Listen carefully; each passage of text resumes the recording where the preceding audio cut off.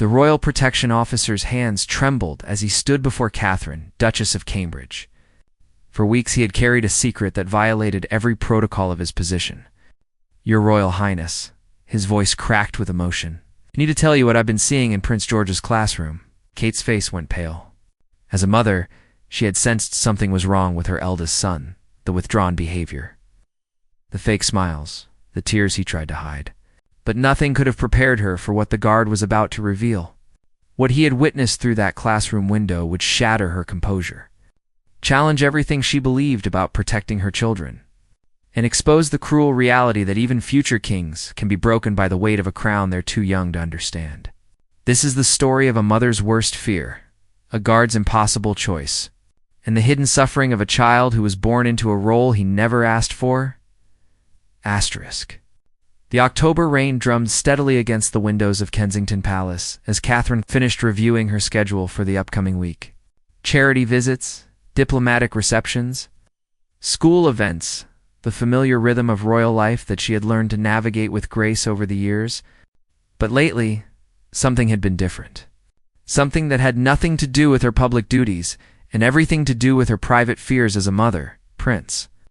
George had been acting strangely for weeks now. The bright, curious boy who usually bounded through the palace halls with endless energy had become quiet, withdrawn. He picked at his dinner without enthusiasm, claiming he wasn't hungry. His laughter, once so genuine and free, now sounded forced when it came at all. And the worst part, the part that kept Kate awake at night, was the way he flinched whenever anyone mentioned school.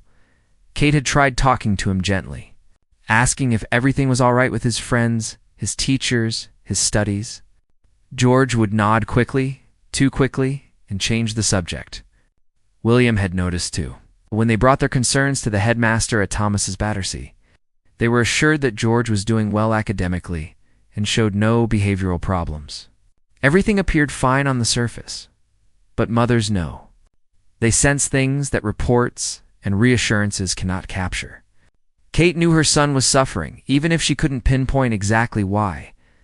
That afternoon, as she was finishing a cup of tea in her private sitting room, there was a soft knock at the door. Kate looked up, surprised. Her schedule showed no appointments for this hour. "Come in," she called. The door opened to reveal Marcus Reed, one of the royal protection officers assigned to accompany George to school. Marcus was in his mid-30s, a former military officer with an exemplary service record. He had been with the family for 3 years. Kate had always appreciated his quiet professionalism and the gentle way he interacted with the children. But today, Marcus looked different. His usual composed demeanor had cracks in it. His face was drawn, his eyes troubled, and his hands clasped tightly together as if holding himself in check. Using the informal address she preferred with long-serving staff when in private, "Is everything all right? Has something happened with the children?" "Your Royal Highness," Marcus began, then stopped. He seemed to be struggling with something internal, a battle between duty and conscience playing out across his features. "I apologize for the intrusion. I know this is highly irregular, but I need to speak with you about Prince George." Kate's heart lurched. She set down her teacup carefully, fighting to keep her voice steady. "Of course. Please, sit down." Marcus remained standing, too agitated to sit. "I've been debating whether to come to you for 3 weeks now. I know I'm violating protocol. My job is to observe security threats, to protect the prince from external dangers. I'm not supposed to involve myself in personal matters or report on private situations that don't concern immediate physical safety. Marcus, whatever it is, please, just tell me." Kate's voice was gentle, but firm. The anxiety that had been building for weeks was now crystallizing into focused fear. Marcus took a deep breath. "I've been assigned to Prince George's school detail for 8 months now. My position during school hours is typically outside the classroom, monitoring access points and potential security concerns. But there's a small observation window in the corridor that allows me to see into the classroom without being seen." He paused, and Kate could see the conflict in his eyes, the weight of what he was about to say pressing down on him. "At first, I only glanced through occasionally," just routine checks to ensure the prince's safety. But about 6 weeks ago, I started noticing things. Things that troubled me. Things that I initially told myself weren't my business, that the school would handle, that weren't security matters. His voice dropped lower. But they've been getting worse, Your Highness. And I can't stay silent anymore. Kate stood up, her composure beginning to crack. What have you been seeing, Marcus? What's happening to my son? Marcus met her eyes, and she saw genuine anguish there. He's being isolated, Your Highness. Deliberately and systematically. And I don't think the teachers have noticed, or if they have, they're not addressing it. The room seemed to tilt slightly. Kate gripped the edge of the table to steady herself. Isolated. What do you mean? During group activities, the other children exclude him. When partners are chosen for projects, George is always left alone until a teacher assigns someone to work with him, and even then, the other child does so reluctantly. During lunch, he sits by himself at the end of the table. On the playground, while other children run and play together, George stands apart, watching. Kate felt something cold settling in her chest. But surely the teachers see this. Why haven't they informed us? That's what troubled me too, Your Highness. I think the isolation is subtle enough that in a busy classroom, it might look like George is simply being independent or shy. But I've been watching carefully, and it's not shyness. It's rejection. Why? Kate's voice was barely a whisper. Why would the children exclude him? He's kind, he's friendly, because he's different. Marcus said quietly. Because everyone knows who he is. Because other parents have told their children to be respectful, to be careful around the prince, to remember he's special. And children interpret that as stay away from him. He's not one of them. He's the future king, and that makes him untouchable in the worst possible way. Kate sank back into her chair, her hand covering her mouth. All the signs she had seen in George suddenly made terrible sense. The reluctance to go to school, the forced smiles when asked about his day, the quiet withdrawal into himself. Her son was lonely, desperately lonely, and she hadn't fully understood. There's more, Marcus continued, his voice pained. Last Tuesday, I witnessed something that finally made me decide to come to you. During recess, a group of boys were playing football. George approached them, clearly wanting to join. I could see the hope on his face, the eagerness. One of the boys, I later learned his name is Oliver, looked at George and said something. I couldn't hear the words, but I saw the reaction. George's face just crumbled.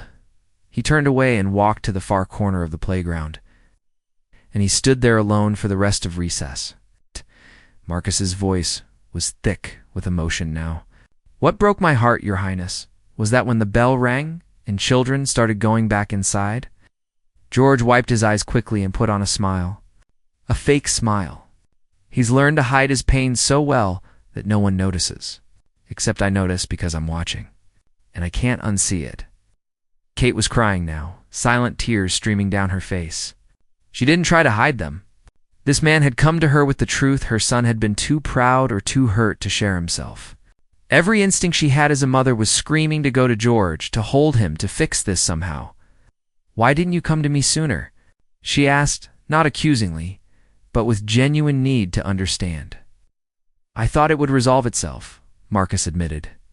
I thought I was overreacting. I told myself that childhood is full of these social adjustments, that George would find his place. But it's not getting better, Your Highness. It's getting worse. And last week, I heard George crying in the bathroom after school.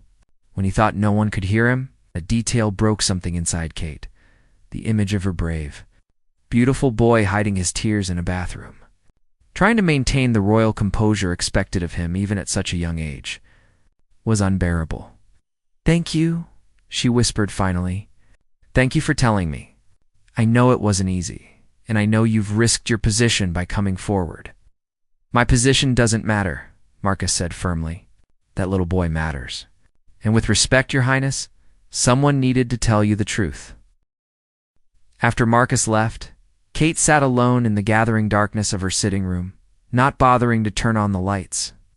The rain continued its steady rhythm against the windows, but she barely heard it. Her mind was replaying every recent interaction with George, seeing them now through the lens of what Marcus had revealed. The pieces were falling into place with heartbreaking clarity. She thought about last week when George had asked if he could be homeschooled like some of his cousins. She had gently explained that attending school with other children was important, that it helped him understand the world beyond palace walls. He had nodded and never brought it up again. Now she understood it hadn't been curiosity. It had been a plea for escape that she had missed entirely. When William returned that evening from an engagement, he found Kate in George's room sitting on the edge of their son's bed, running her hand over the football-themed duvet cover. She looked up when he entered, and he immediately knew something was wrong. "What's happened?" William asked, closing the door behind him. Kate told him everything. Every detail Marcus had shared, every observation, every painful moment. William listened in silence, his jaw tightening, his hands clenching into fists.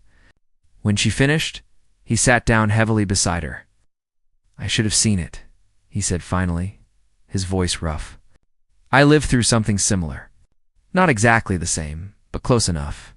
The isolation, the weight of being different, of being watched and judged. I should have recognized the signs." Kate took his hand. "We were both looking for different problems, academic struggles, bullying in the traditional sense. We didn't imagine this. That his royal status itself would be the barrier keeping him from normal friendships." "What do we do?" William asked, and Kate heard the vulnerability in his voice. The future king, usually so composed and certain, was as lost as she was when it came to protecting their child from this particular pain. "Tomorrow," Kate said quietly, "I'm going to the school. Not announced, not official. I'm going to observe for myself. I need to see what Marcus saw, and then we're going to figure out how to help our son." The next morning, Kate arranged with the headmaster for a discreet observation visit. She explained that she wanted to understand George's daily experience better, framing it as research for an educational initiative she was developing. The headmaster, eager to accommodate the Duchess, agreed immediately and arranged for her to observe from the school library, which had a view into the playground through large windows. Kate arrived during morning recess, her heart hammering in her chest. She positioned herself where she could see the playground clearly but remain relatively unnoticed. And then she watched George emerge with his classmates, a group of about 20 children bursting through the doors with the boundless energy of youth. They immediately began forming groups, some heading to the football pitch, others to the climbing equipment.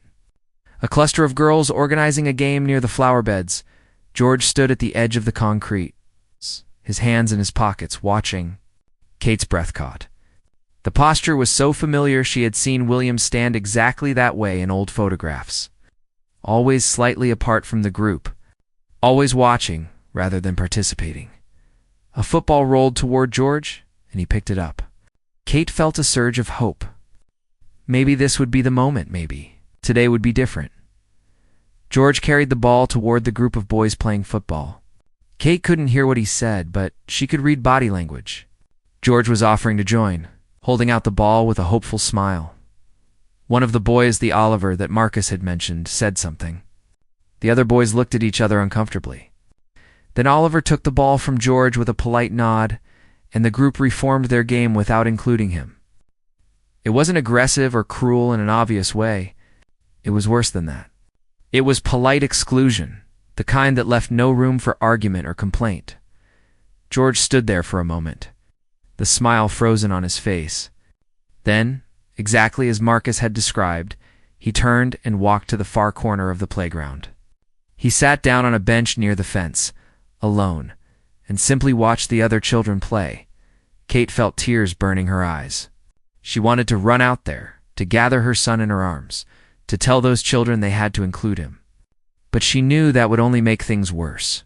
It would confirm what they already believed, that George was different, special, untouchable, that he needed his mother to fight his battles because he existed in a different world from them. She watched for the entire recess period. Not once did another child approach George. Not once did he try to join another activity. He sat on that bench, maintaining a calm expression that Kate now recognized as a mask, hiding whatever he was feeling inside. When the bell rang, George joined the line to go back inside. As the children filed past the library windows, Kate got a closer look at her son's face.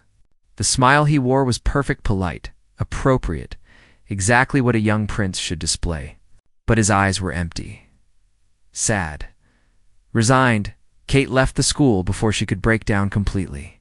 She made it to her car, dismissed her driver, and sat alone in the back seat as sobs racked her body. This was her child, her precious son, suffering in silence because the circumstances of his birth had made him different from other children. The very thing that should have made him special, his future role, his heritage.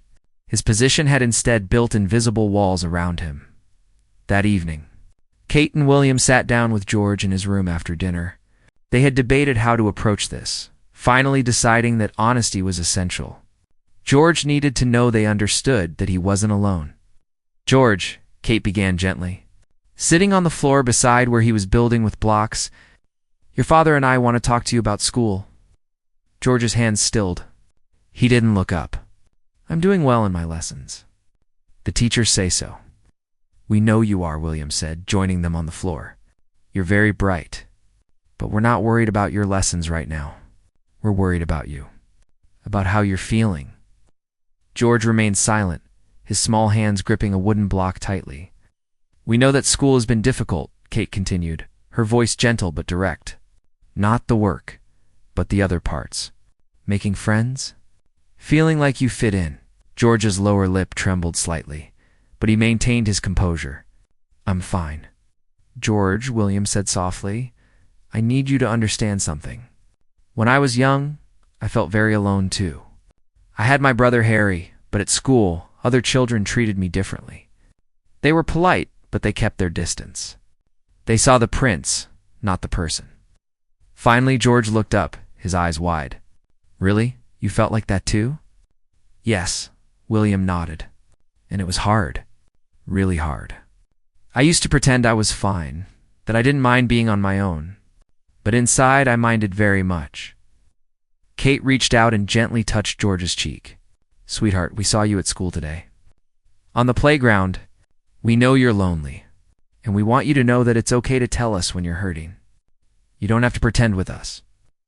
That was when George's carefully maintained composure finally cracked. His face crumpled, and tears began streaming down his cheeks. "I just want them to like me," he sobbed.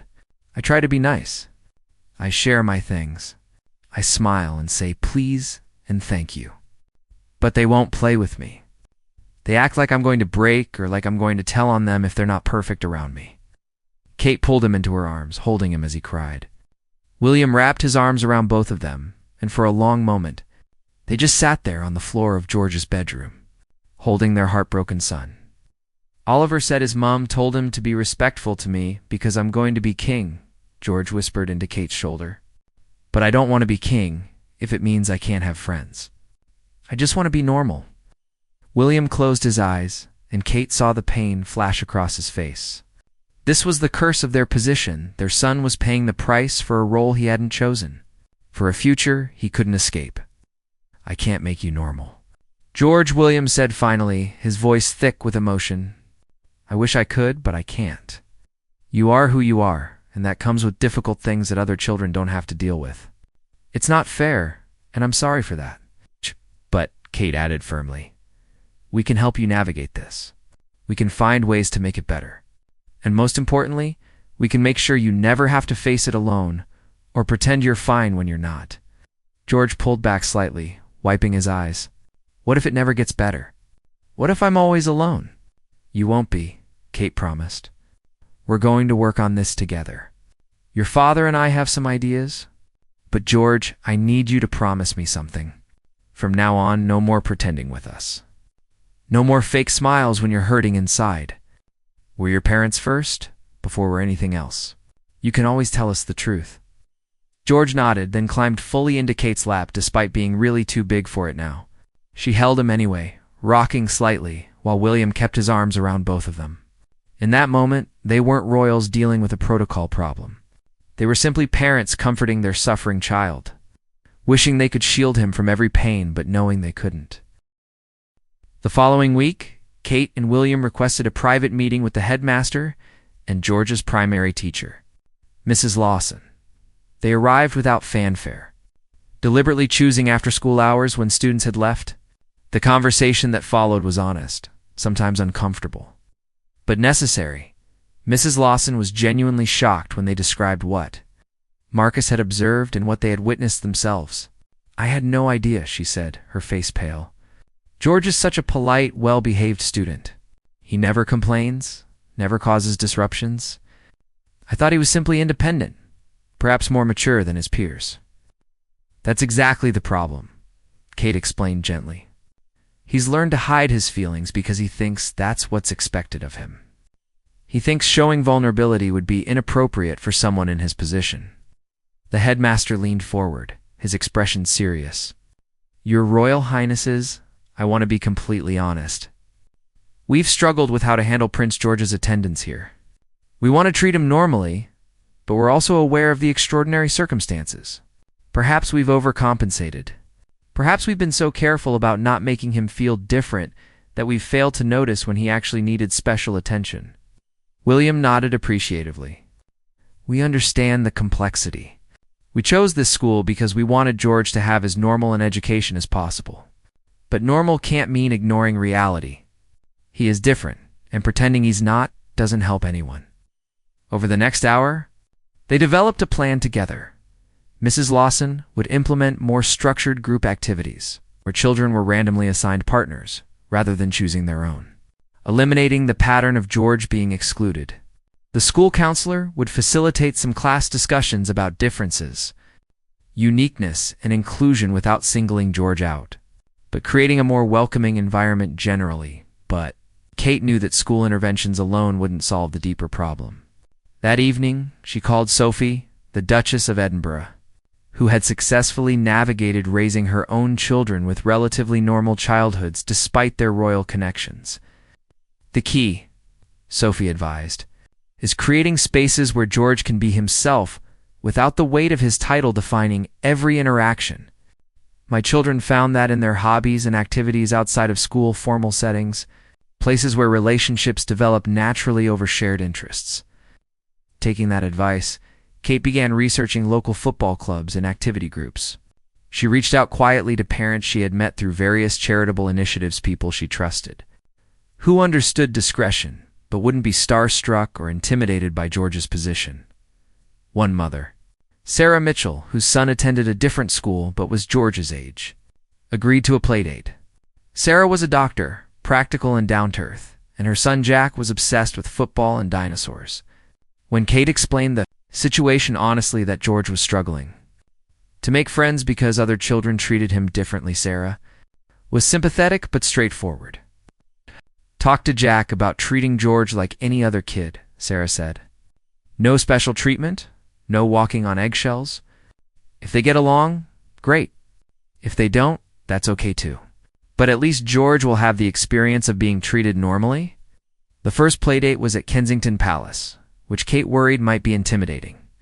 But Jack Mitchell arrived with a backpack full of toy dinosaurs and within 10 minutes was sprawled on the floor of George's playroom. Completely unfazed by his surroundings, Kate watched from the doorway as George tentatively joined Jack on the floor. "I like Triceratops best," Jack was saying. "Which one do you like?" Maybe Stegosaurus?" George offered cautiously. "Cool. Want to make them fight?" Jack asked, and just like that, the boys were playing. Really playing with sound effects and elaborate storylines. The way children do when they forget to be self-conscious. When Jack accidentally knocked over a stack of books during their dinosaur battle, he looked worried for a moment. But George just laughed and said, "It's okay, that happens to me all the time." Kate had to turn away, tears blurring her vision. Such a simple moment. And yet it was something George had been missing.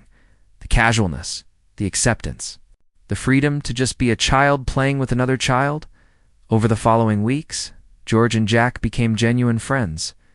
They had playdates at each other's homes, attended football matches together, and Jack even came to the palace for George's birthday celebration. More importantly, Jack introduced George to other boys from his football club, and gradually, George began building a small circle of friends outside his school environment. At school, the changes were slower, but noticeable. Mrs. Lawson's new group structure meant George worked with different children regularly. Some interactions remained awkward, but others began to develop into tentative friendships. A boy named Thomas, who shared George's interest in space, started sitting with him at lunch. They would discuss planets and astronauts while eating their sandwiches. But perhaps the most significant change came from George himself. During a family dinner one evening, George put down his fork and looked at his parents seriously. "I've been thinking," he said. "I can't make people not treat me differently, but maybe I can help them understand that I'm not that different." Mrs. Lawson said, "I could do a presentation for class about anything I want. I was thinking I could talk about what it's really like to be me." Kate and William exchanged glances. This was risky. Opening up about his experiences could make George vulnerable to mockery or could be seen as seeking sympathy. "What would you want to say?" William asked carefully. George thought for a moment. "I want to tell them that I have to do boring official things sometimes, but I also like football and video games. That I have bodyguards, but I still get scared of the dark sometimes. That I'm going to be king one day, but right now, I'm just a kid who wants friends to play with." He paused. "Is that okay?" Kate felt her throat tighten with emotion. Her son at such a young age was figuring out how to bridge the gap that his title created. "I think that's very brave, sweetheart, and very wise." The presentation happened the following week. Marcus, who was still assigned to George's school detail, reported back to Kate afterward. "He was remarkable, Your Highness. Honest, funny even. He showed photos of himself doing ordinary things, eating cereal, walking the family dog, playing in the garden. Then he showed one photo of him at an official event in formal clothes and said, 'This is the part most people see, but it's like wearing a costume. Underneath, I'm still just me.'" "How did the other children respond?" Kate asked, hardly daring to hope. "They asked questions," Marcus said with a smile. "Real questions, not formal ones. Someone asked if he had to eat vegetables he didn't like, and he said yes, which made everyone laugh. Another asked if it was scary knowing he'd be king, and he said sometimes, but his dad was teaching him how. By the end, the children were seeing him differently, not as untouchable, but as someone they could relate to. The changes weren't magical or immediate. George still had difficult days. There were still children who kept their distance, still moments when he felt isolated. But the pervasive loneliness that had characterized his school experience began to lift. He was no longer completely alone. One afternoon, Kate picked George up from school and saw him walking out with Thomas and another boy, all three of them laughing about something. When George got in the car, his smile was genuine. "Good day?" Kate asked. "Yeah," George said simply. "Thomas invited me to his birthday party. Can I go?" "Of course you can," Kate replied, her heart full. That evening, Marcus requested another private meeting with Kate. She worried that something had gone wrong. But when he arrived, his expression was peaceful rather than troubled. "I wanted you to know, Your Highness, that I don't regret coming to you that day. I know it violated protocol, and I know it created difficulties. But watching Prince George over these past weeks, seeing him laugh with friends, seeing him relaxed instead of tense, I know it was the right thing to do." Kate stood and crossed to where Marcus stood. Breaking protocol herself, she took his hands in hers. "You gave my son back his childhood, Marcus. You saw him suffering when everyone else missed it, and you had the courage to speak up. I will never forget that." "He's a special boy," Marcus said quietly. "Not because of his title, but because of who he is. Kind, brave, trying so hard to navigate an impossible situation. He deserves to be happy." "He does," Kate agreed. "And thanks to you, he's getting closer to that happiness." 3 months after Marcus's confession, Kate stood in the palace gardens watching George and Jack kick a football back and forth. Their laughter carrying on the autumn breeze. Thomas had joined them today, along with another boy from George's class named Ethan. The 4 boys played with the unself-conscious, the joy of children who felt comfortable with each other, who had forgotten to be careful or deferential. William came to stand beside her, slipping his hand into hers. "He looks happy," he observed quietly. "He does," Kate agreed. "Not all the time, not perfectly. but more days than not now, he comes home smiling. Really smiling. He watched in comfortable silence as George attempted a goal, missed spectacularly, and collapsed on the grass, laughing at himself. The other boys joined him, all four sprawled on the lawn, looking up at the clouds and talking about whatever children talk about when adults aren't listening too closely. "I was angry at first," William admitted. "When I thought about all those weeks George suffered in silence, all those days we didn't know. I kept thinking we should have seen it, should have known. We're not perfect," Kate said gently. "We're trying to navigate something that has no instruction manual raising children in an institution that's centuries old while trying to give them a childhood that's as normal as possible. Sometimes we'll miss things. Sometimes we'll make mistakes." But Marcus didn't miss it, William pointed out. A protection officer whose job was security, not social observation, saw what we missed. Kate squeezed his hand, which is why I'm grateful he trusted us enough to speak up, and why we need to make sure everyone around our children knows they can come to us with concerns. We can't see everything. We need people who care about George, Charlotte, and Louis as children, not just as principals to protect. The conversation with Marcus had sparked broader changes in how the household staff interacted with the children. Kate and William made it clear that they valued observations about their children's well-being, that they wanted to know if something seemed wrong, even if it wasn't directly related to security or formal duties. They were building a community of care around their children, acknowledging that it took more than just parents to raise children healthily, especially children born into such extraordinary circumstances. Later that evening, after the boys had been picked up by their parents and George had gone to bed, Kate found herself in her private sitting room with the small journal she kept for her children. She had started it when George was born, not a formal diary, but reflections and observations she wanted them to have someday. When they were old enough to understand the complexities of their lives, she wrote about the past few months, about Marcus's revelation and everything that followed, but more than the events, she wrote about what she had learned. "My darling George," she wrote, "you taught me something profound these past months. I thought my job was to protect you from pain, to shield you from the difficulties that come with your position. But I've learned that's not possible, and perhaps not even desirable. Pain and struggle are part of life, even for princes. What I can do is make sure you never face those struggles alone, that you always know you can be honest about your feelings. That vulnerability is not weakness, but courage." She paused, thinking about the conversation she'd had with George the previous night. He had asked her if it would always be hard, if people would always treat him differently. She had been honest with him. "Sometimes, yes," she had told him.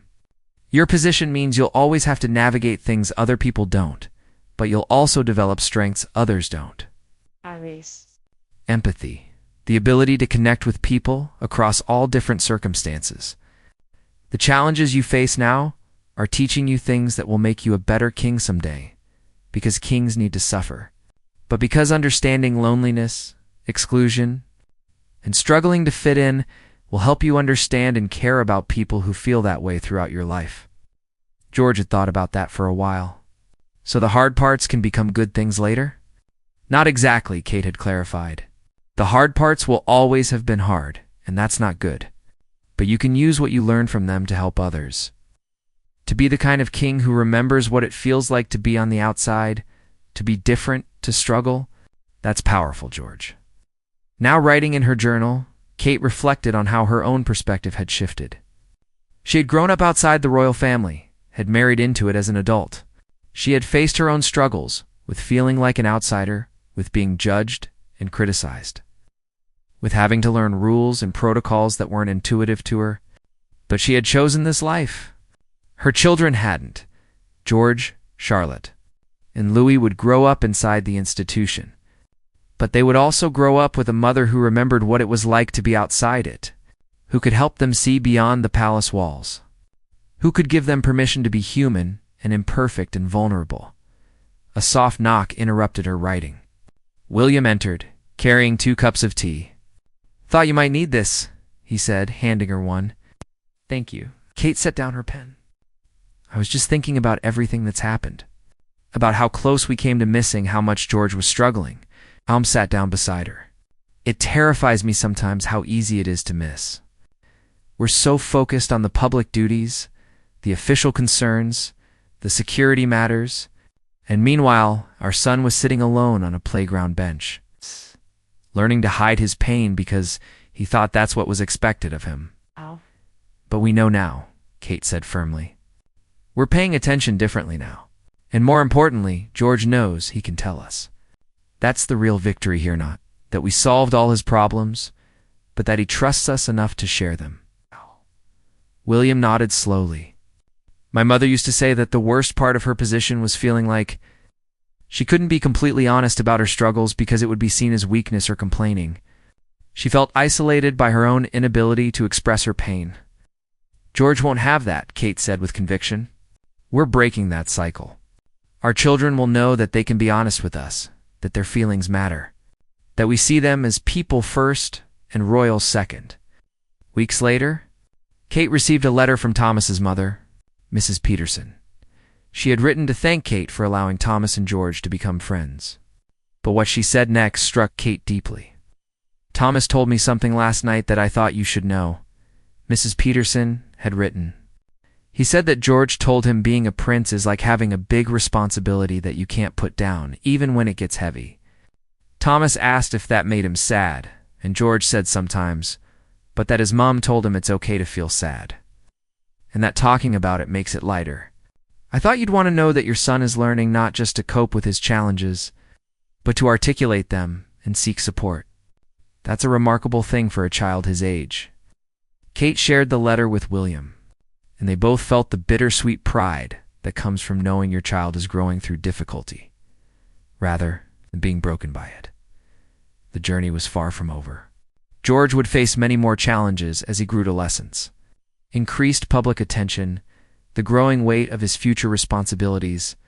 There would be more lonely moments, more times when his position set him apart. More struggles to balance being a normal child with being a future king. But he wouldn't face them alone anymore. He knew his parents understood, knew he could be honest about his feelings, knew that vulnerability was acceptable. He was building genuine friendships based on who he was, not what he would become. He was learning to navigate his unique position with increasing grace and self-awareness. One evening, as Kate tucked George into bed, he looked up at her with serious eyes. Ma'am, was Marcus right to tell you? Even though it wasn't his job. Kate thought carefully about her answer. Yes, sweetheart. Sometimes the right thing to do isn't the same as what the rules say.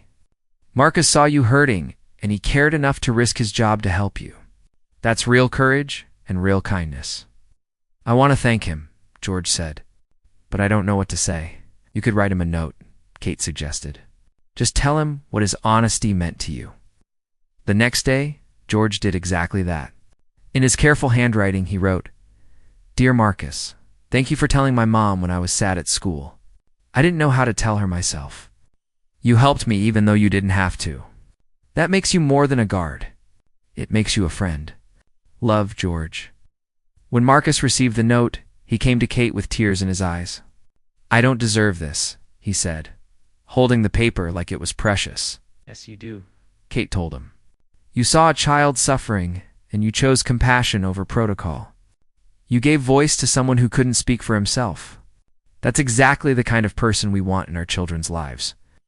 As Kate reflected on everything that had transpired, she realized that Marcus's confession had done more than reveal George's struggles. It had revealed the kind of community her children needed around them. Not just people who followed protocols and maintained proper deference, but people who cared enough to see beyond the titles, who valued the children's well-being over institutional conventions, who had the courage to speak uncomfortable truths. The challenges of raising royal children would never disappear. The weight of heritage, responsibility, and public scrutiny would always be present. But Kate was learning that her job wasn't to eliminate those challenges. It was to make sure her children had the tools, support, and emotional resilience to face them. George was learning that his feelings mattered, that loneliness wasn't something he had to hide, that being honest about his struggles was strength, not weakness. He was learning to build genuine relationships, to let people see beyond his title. to navigate the complicated space between being a normal child and preparing to be king, and Kate was learning that protecting her children didn't mean shielding them from every seed difficulty, but rather ensuring they never faced those difficulties alone. It meant building a community of care around them, listening to the people who saw things she might miss, and teaching her children that vulnerability and honesty were not incompatible with strength and duty. The story that had begun with a guard's confession had become something larger, a testament to the power of speaking up, the importance of truly seeing children beyond their positions, and the enduring truth that even in palaces, what children need most is to be loved, understood, and allowed to be imperfect, struggling, gloriously human beings. George would grow up knowing that his mother had fought for his happiness, that his struggles had been seen and validated, that his well-being mattered more than appearances or protocols. And someday, when he was king, he would remember what it felt like to be a lonely child on a playground bench. And that memory would make him wiser, kinder, and more deeply human than any amount of formal training ever could. That was Marcus's gift, not just revealing George's pain, but setting in motion changes that would ripple through George's entire life, shaping not just the child he was, but the man and king he would become.